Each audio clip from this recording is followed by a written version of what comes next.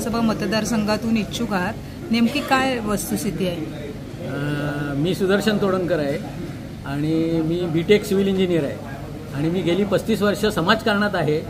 आता मी 1 वर्षापासून राजकारण जॉईन केलेलं आहे आणि मला उभाटा गटाचा विधानसभा क्षेत्र संपर्क प्रमुख म्हणून पद दिलेलं आहे आणि त्या दृष्टीने मी काम करतोय. लोकसभेतही काम केलेलं आहे. याच्यापूर्वी आम्ही आमच्या पट्ट्यातून प्रत्येक वेळी लीड दिलेलं आहे. त्यामुळे ही कपॅसिटी पाहता एज्युकेशनल क्वालिफिकेशन आणि शासकीय सेवेतील 37 वर्षाची मला अनुभव असलेला प्रशासकीय सेवांचा, त्या दृष्टीने मी तयारी केलेली आहे की उभाटा गटा करून मला तिकीट मिळावं त्या विधानसभेत आमदारकीचं, आणि त्यासाठी मी आज तुमच्यासमोर आलेलो आहे. रत्नागिरी विधानसभा मतदारसंघातून उदय बने, बंड्या साळवी इच्छुक आहेत.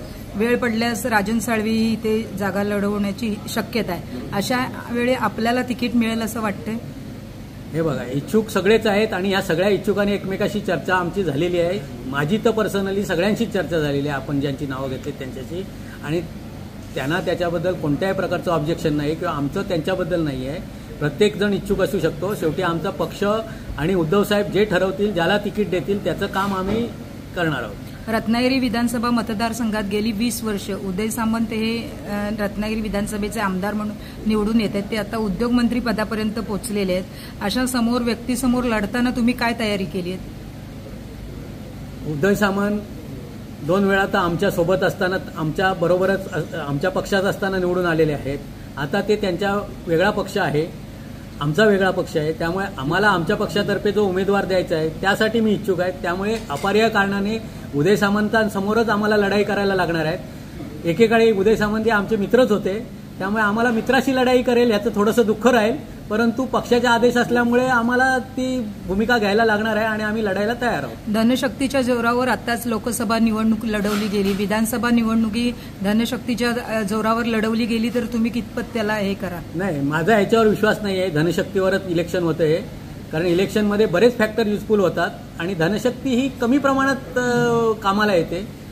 त्यामुळे धनशक्तीवरच आपण विजय मिळवावा असं माझं काही मत नाही आहे. बाकीचे इतर सुद्धा आमचं काम आहे मतदारसंघात, लोकांना उपयोगी पडतोय आम्ही.